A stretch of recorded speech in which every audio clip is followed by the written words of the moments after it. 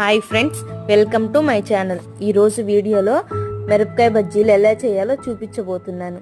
దీనికోసం ముందుగా 2 కప్పుల శనగపిండిని తీసుకొని దానిలోకి 1 టేబుల్ స్పూన్ బియ్యపిండి, టేస్ట్కి సరిపడా ఉప్పు, కొద్దిగా బేకింగ్ సాల్ట్, కొద్దిగా కారం వేసుకొని జల్లించుకోవాలి. ఇలా జల్లించుకున్న పిండిలో కొద్దిగా వాము వేసుకొని కొద్దిగా నీళ్లు పోసుకొని కలుపుకుంటూ ఉండాలి. వీడియోలో చూపించిన విధంగా కలుపుకోవాలి. ఇప్పుడు బజ్జీ మిరపకాయలను తీసుకొని మధ్యలోకి కొద్దిగా చీల్చుకొని పక్కన ఉంచుకోవాలి. ఇప్పుడు ఈ మిరపకాయల్లోకి స్టఫింగ్ కోసం కొద్దిగా ధనియాల పొడి, వాము, సాల్ట్ వేసుకొని కలుపుకొని మిరపకాయల మధ్యలో స్టఫ్ చేసుకోవాలి. ఈ మిరపకాయలను పిండిలో ముంచుకొని వేడి నూనెలో వేసి ఎర్రగా ఫ్రై చేసుకొని ఉల్లిపాయలతో తింటే సూపర్గా ఉంటుంది.